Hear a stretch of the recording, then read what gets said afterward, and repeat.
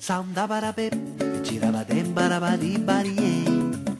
Berabiribida baramdaradera, sayundaraye. Soundabarabe, tirabadem barabadi barie. Berabiribida baramdaradera, soundaraye. Ou de conversa em conversa, você vai arranjando jeito de brigar. Ou de palavra em palavra, você... Olá, Tervetuloa! Bem-vindos ao programa Conversando a Nossa Língua, hoje falando do ensino superior. Porque estudar na Finlândia é uma experiência a ser lembrada. A Finlândia está sempre no topo de todas as pesquisas internacionais do PISA e é uma excelente oportunidade para você que quer fazer um curso de graduação, pós-graduação ou mesmo um programa de intercâmbio. Bom, além da educação de excelente qualidade, as cidades são muito bem estruturadas. São seguras, limpas, bem organizadas, os meios de transporte. E você conta com vários tipos de atrações culturais, esportivas, na verdade, o ano todo. Há cerca, atualmente, de 6 mil estudantes estrangeiros e a Finlândia conta com mais de 40 tipos diferentes de nacionalidades.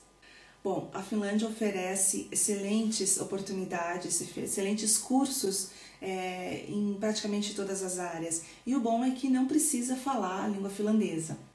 Existem mais de 400 programas internacionais onde você pode estudar em inglês. A Finlândia conta com 20 universidades e 28 universidades politécnicas. São os nossos, como se fossem os nossos cursos tecnólogos. Bom, todas as faculdades de ensino superior são autônomas e públicas, significa que são gratuitas, você não precisa pagar nada, e as universidades oferecem um ensino acadêmico baseado em pesquisa. A Politécnica, logicamente, vai ter um ensino superior mais diferenciado, ligado diretamente ao mercado de trabalho. Bom, independente da área que você escolheu, da área de estudo, a qualidade, a inovação e o pensamento crítico são os eixos norteadores da educação superior aqui na Finlândia. E para mais informações sobre isso, você pode acessar o site www.studyfinland.fi, que é o site que está aparecendo aí embaixo. Bom, uma das especificidades de se estudar aqui na Finlândia, uma das questões que é diferente é a não obrigatoriedade da presença. Então, é muito interessante você se matriculando nas disciplinas. Na primeira aula, o professor vai estar em sala e vai lhe dar toda a bibliografia. Vai lhe dar a bibliografia, os livros que vão ser estudados e vai já marcar uma prova, ou o trabalho em grupo, ou um trabalho a campo, dependendo, claro, de que disciplina é, E você não tem a obrigatoriedade de estar assistindo às aulas. O professor vai estar lá todos os dias, naquela hora marcada das aulas, e sim, ele vai desenvolver o conteúdo, logicamente. Ele também vai ter um horário, uma sala dele, umas 2 horas, uma vez por semana, 2 vezes por semana, onde ele vai estar esperando os alunos, se o aluno tem alguma dúvida extra, além daquilo que já foi discutido em aula, mesmo se o aluno não foi na aula e não entendeu algum tópico ou não conseguiu resolver algum problema do livro que vai cair na prova. Bom, isso é muito interessante, assim, que essa é a parte da autonomia, Nós já falamos, desde o início eles preparam o cidadão finlandês para ser autônomo, e você nota pequenas particularidades do que acontece com a sociedade, como eu falei, que se espera que um filho de 18 anos saia de casa, por exemplo. Desde a primeira série se vai incentivando essa autonomia. Os pais e os professores não ficam sempre juntos, não ficam sempre, eles orientam, mas eles mantêm aquela distância para que se forme um cidadão autônomo, realmente, para que o jovem já possa agir sozinho. Bom, outra questão interessante, um pouco diferente aqui, é que o professor realmente dá os livros e não aquelas cópias no xerox, como existe no Brasil. Isso é uma questão, assim, que mostra também a autonomia. Não é o professor que vai procurar a parte do livro que você tem que ler, ou as partes, não, é você que vai procurar. Aqui, geralmente, se compra o livro, se não se tem dinheiro para comprar o livro, a biblioteca tem um livro. Então é interessante, assim, como é uma diferença, assim, já mostra a autonomia do estudante e daquele grupo simplesmente com o título do livro, e dos capítulos que ele deve estudar, ele mesmo vai procurar. Eu acho que no Brasil nós estamos muito acostumados a que o professor, eu fiz 2 faculdades, uma pública e uma privada, e nas 2 o professor ia lá e deixava já preparadinho, né, as páginas do xerox. Muitas vezes nós nem víamos o livro. Eu posso dizer que na faculdade de História, claro, lemos mais livros, mas até pedagogia nem tanto. E tem cursos que praticamente se passam os cursos todos só com copiazinhas de xerox, quer dizer, no final, quando você se forma na graduação, você tem uma caixa cheia de papéis. Aqui você tem uma estante com livros, você tem a sua biblioteca. Então essa é uma questão assim que é uma questão para ser pensada. Claro que ela tem toda uma questão por trás, né? O que está por trás disso? O preço alto dos livros, né? Dependendo do curso, a medicina, as engenharias, o direito, os livros podem ser muito caros. Mas mesmo assim, claro, a sociedade não dá o apoio, né, que a sociedade finlandesa dá do livro ser mais barato. Se bem que aqui um livro de medicina também não é barato. Um livro de direito também não é barato. Depende, os livros mais comuns, esses romances que são baratos. Mas mesmo assim existe todo o interesse. Qual é a prioridade do aluno? Né? É comprar aquele livro ou é comprar o tênis da moda? Ou é comprar aquela camiseta? Ou é viajar fim de semana para a praia? Então existe todo um pensamento assim onde eu estou na faculdade porque eu quero e porque eu quero aprender. Não porque eu quero depois ganhar bem e ser uma pessoa bem-sucedida. Claro que existe isso, mas o primeiro pensamento é: eu estou para aprender e aprender é o meu objetivo. Então, isso é muito interessante. E voltando ao caso da autonomia, então, você é adulto, você não precisa o professor pegar uma folhinha e ficar fulano presente, ciclano presente. Não, se você não veio em nenhuma aula, é sua responsabilidade. Se você tem a capacidade de pegar o livro e ler, e se você tem dúvidas, se você vai procurar o professor, ou você pensa, não, acho que eu vou para a aula hoje, porque esse livro eu não estou conseguindo entender dessa maneira, na hora da prova, se você vai bem, você vai bem. Quer dizer, é sua responsabilidade. E olha que mesmo assim, dá para dizer que é 80% de presença. Os alunos realmente, se eles não têm nenhum outro impedimento, eles costumam frequentar as aulas sim, costumam fazer as perguntas e ainda visitar o professor, né, na sua sala para tirar algumas dúvidas especiais. O ensino aqui, como eu disse, ele não é assim, ele é muito mais exigente, né? Agora há 2 semanas atrás houve vestibular, o vestibular foi em todo o país e 17% só dos alunos passaram. Isso foi um recorde, quer dizer, talvez o nível de ensino esteja caindo um pouco, os alunos não estejam tão preparados quanto deveriam, mas a questão é, os professores não baixam o nível. Em todas as vestibulares você tem que escrever muito. Não questõezinhas de marcar, você tem que escrever muito, são questões dissertativas, que ali você tem que provar com o teu grau de objetividade, como que você explica, como que você analisa as situações, porque afinal tudo isso você já foi preparado até aqui. Então assim, esse ano deu no jornal, o principal jornal do Helsingin Sanomat, que foi muita frustração para muita gente que não conseguiu passar no vestibular esse ano. O vestibular aqui, ele é vocacionado. Você sai do Lúquio, né, do 2º grau, e você vai fazer, você vai ver a linha que você quer na faculdade, o que vai cair. Às vezes cai 2, 3 livros, às vezes cai um livro só, e você tem que saber. Só que você tem que saber, né? Você tem que realmente entender, não só a questão de decorar. O aluno aqui, ele é preparado para ler e entender e analisar e colocar a sua opinião em cima. É muito interessante a questão. Apesar de que dizem que o finlandês evita discussões e que na verdade no Brasil se discute mais as coisas, se entra em discussões, a minha opinião, a sua opinião, do que aqui o finlandês fica mais quieto, mas mesmo assim ele é muito incentivado a esse nível, esse alto nível de análise. Bom, raramente o aluno se contenta só com a graduação. Geralmente ele já parte para o mestrado, diretamente para o mestrado. A não ser que realmente ele não possa, ou claro, não tem interesse, mas é mais comum, as pesquisas mostram que da graduação se parte para o mestrado. Como que se faz isso?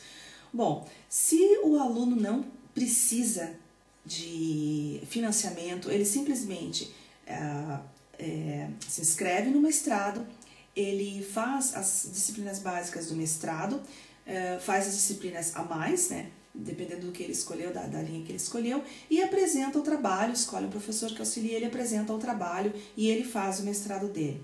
Claro que o trabalho vai ter que ser aceito, mas é assim que acontece, é muito mais fácil. Ele pode pegar, se ele tem artigos, ele pode juntar tudo e esse é o trabalho de mestrado dele. Agora, se ele vai requerer financiamento, logicamente que ele vai ter que fazer toda uma burocracia, ele vai ter que explicar o mestrado e como que vai ser, aí vai ser mais complicado e ele vai correr o risco de não ser aceito, né? Ele vai ter que, pelas instituições, vão ter que aceitar ou não o mestrado dele. Então, existe duas maneiras de se fazer mestrado aqui. Não existe exatamente um programa de mestrado, existe o programa, você faz o programa.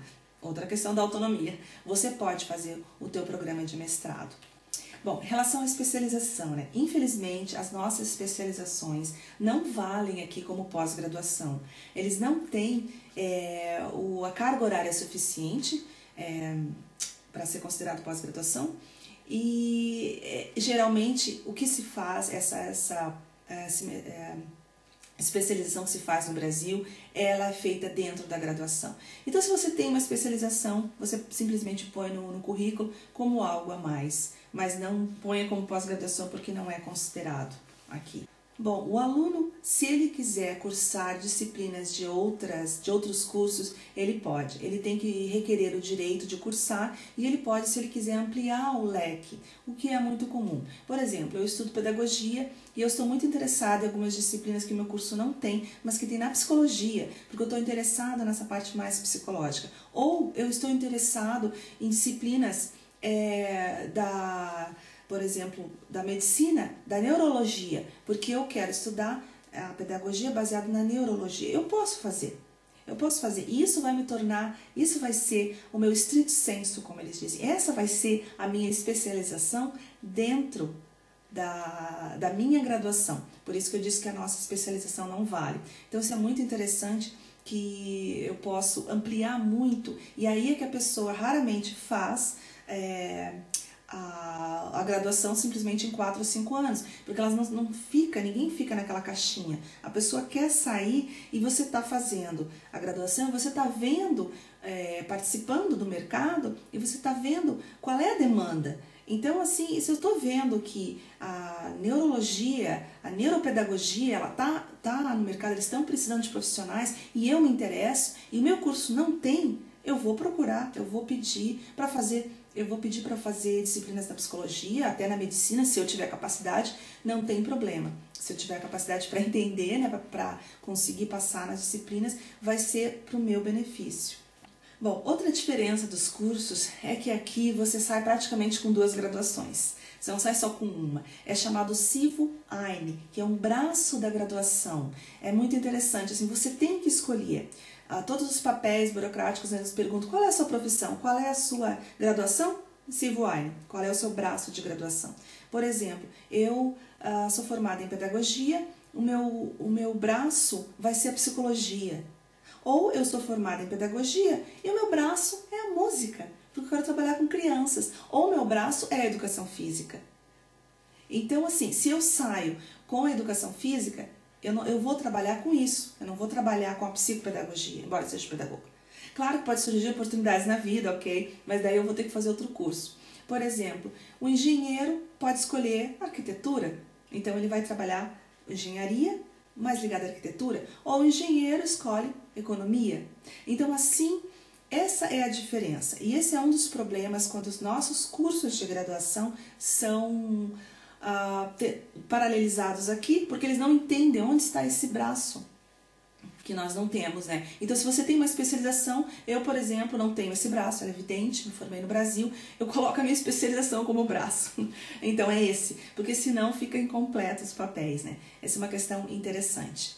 Bom, já que eu toquei na questão de graduações feitas no Brasil e que vem para cá, bom, a maioria delas você tem que paralelizar o seu diploma quando você chega aqui. Você tem que traduzir o diploma e a ementa, as disciplinas, né? Não a ementa toda, mas as disciplinas o que foi dado.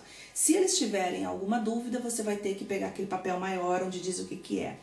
Bom, a maioria dos cursos é assim aceito, corre o risco de, se seu curso for muito diferente de um curso finlandês, você vai ter que fazer mais disciplinas na faculdade para complementar.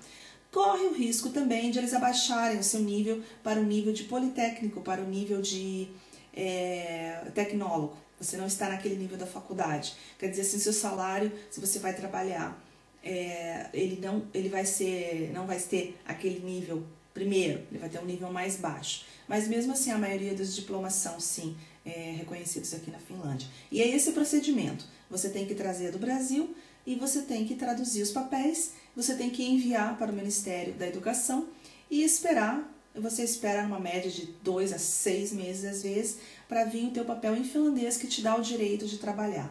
Bom, a questão do bacharelado, na verdade aqui não existe licenciado e bacharelado. Os nomes são diferentes. Licenciado é outra coisa, é o pessoal do mestrado. Mas falando assim a nossa língua, né? As licenciaturas são mais fáceis de você conseguir, como por exemplo pedagogia, eu não tive nenhum problema, consegui trabalhar. História também. Mas, de repente, medicina é mais complicado, engenharia talvez seja mais complicado.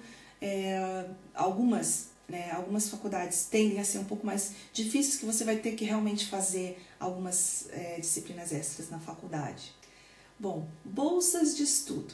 Você pode conseguir uma bolsa de estudo para vir estudar ou fazer o complemento da sua graduação aqui na Finlândia.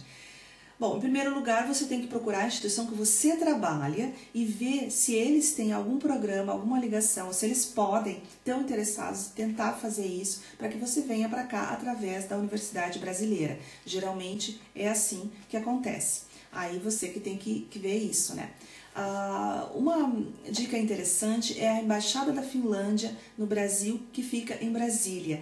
A Embaixada da Finlândia é assim, ó, nota 10, eles têm vários projetos, estão sempre interessados, como bons finlandeses que são, né, na cultura, na integração entre os dois países. Eles não dão bolsas de estudo, mas eles podem orientar você, vale a pena. Você entra no site deles, você dá uma ligada, fica em Brasília. Se você tem Facebook, você pode curtir a página da Embaixada da Finlândia no Brasil, você pode ver, né, todas as atualidades. Lá sempre tem brasileiros que vieram estudar aqui, as impressões deles, o que eles acharam, e é interessante. Então, essa é uma boa dica. Bom, existe também o CIMMO, que é o Center for International Mobility. Ele sempre concede bolsas internacionais de estudos, geralmente 700 bolsas por ano. Essa é uma boa dica também que você pode estar conferindo. Bom, a União Europeia tem um programa de bolsas por meio do programa Erasmus Mundus também, que trata de promover o intercâmbio na União Europeia. Bom, se você que está me vendo mora na União, né, em algum país da União e quer vir estudar aqui, você pode procurar o Erasmus Mundus, ver esse programa. Ou se você tem a nacionalidade, o passaporte, talvez de Portugal ou da Itália, você pode ver como, afinal você é cidadão da União também, se você pode ser beneficiado por esse programa por você ter a nacionalidade. Bom, existe a possibilidade de fazer um estágio, e isso é fantástico, né? Vir fazer um estágio na Finlândia. Mas para isso você tem que entrar em contato com as instituições que promovem estágios aí no Brasil. Bom, o que eu tenho aqui tem alguns programas de estágio, duas organizações, uma se chama AIESEC e a outra se chama IAESTE, que promovem estágios no Brasil, e também tem estágios do Brasil para o exterior, e também tem o CIMMO, né, que é um lugar que vocês podem procurar informações. Então, todos esses endereços estão aparecendo aí embaixo. Vocês põem na Google, né, estágios na Finlândia, e ponham essas siglas e vejam as informações, o que é necessário para você poder vir para a Finlândia. Depende muito da área. Eu sei que para engenharia em Brasília, não sei se a Universidade de Brasília, a Federal, está com, parece que 2 vagas por ano para estudantes virem para cá. Não sei dizer, eu acho que cada ano também muda, então você que tem que procurar isso. Mas é fácil, com a Google hoje em dia você põe ali estágios para a Finlândia, mas acho que o primeiro passo é procurar na sua instituição de ensino se existe qualquer possibilidade, ou se eles conhecem alguém ou uma dessas instituições que fomentam estágios para a Finlândia. Bom, e se você tem entre 15 e 18 anos, né, se você é jovem, há a possibilidade do intercâmbio, né, isso já foi falado até na época do rádio. O intercâmbio é uma excelente oportunidade.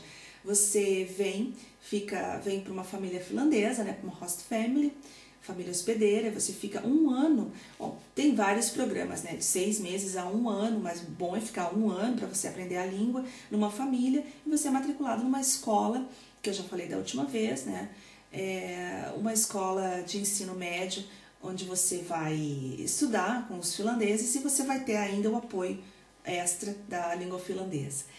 A maioria dos estudantes que vêm para cá conseguem aprender o finlandês nesse tempo. É uma boa oportunidade para você conhecer a cultura, conhecer a escola, conhecer a cidade que você está. Perguntaram qual cidade. Olha, as maiores, para quem é jovem, eu acredito que as maiores cidades, a capital e as maiores cidades tenham mais oportunidade de lazer para um jovem. Se você escolher Rovaniemi, lá onde é a terra do Papai Noel, vai ser legal, vai ser exótico, mas você vai ficar um pouco isolado. Essas cidades geralmente elas têm muita vida cultural no verão, muitos espetáculos e shows e tal, mas no inverno elas ficam mais restritas às atividades de inverno, que é esqui, é uma coisa mais assim, você fica mais sozinho, né? As cidades são como cidades do interior. Mas não, se você quer, né, é interessante. As maiores cidades, Helsinki, que é a capital, né? Eu adoro Helsinki. As cidades que fazem parte da grande Helsinki, Espoo e Vantaa são ótimas também. No caso, eu moro em Espoo, você tem trem, você pode ir de trem ou de ônibus. É tranquilo, é pertinho. São cidades onde oferecem sempre, né? No inverno e no verão, tem os bares, as discotecas, à noite, a vida noturna, os shows, e não para, né? As cidades de Turku, Tampere, Lahti também são ótimas cidades, grandes cidades onde tem também brasileiros, né? O maior número de brasileiros se concentram aqui no sul, então não fica tão difícil ficar longe de casa quando você encontra, né, brasileiros. Só não pode esquecer que tem que falar finlandês. Bom, para você fazer o intercâmbio, né, para você que está procurando, seus pais estão procurando para você, tem que ser aí do Brasil também. Existem várias agências que promovem intercâmbio para onde você quiser. A minha dica foi dada por alunos próprios, porque eu nunca fiz intercâmbio, foi o Rotary. O Rotary parece que é o mais barato, que exige menos, o mais tranquilo, exige um investimento menor, te dá todo o apoio, tem em todas as cidades, existe, claro, um nível básico aí de inglês para você se comunicar nos primeiros momentos, né, quando você chega, antes de você aprender o básico do finlandês. Então tá aí, o Rotary é a minha dica para vocês procurarem, tem em todas as cidades como intercâmbio. Bom, então é isso aí, vamos terminando, né? Uma boa opção então para vir para a Finlândia, de qualquer maneira, é sempre estudar, requerer uma bolsa de estudos ou para estudar, fazer um curso de pós-graduação. Muitos dos estudantes conseguem ficar aqui se você quer, se você se matricula e continua a estudar, há sim possibilidade, se você se apaixonar pelo país e quiser se mudar para cá, há possibilidade sim de você conseguir.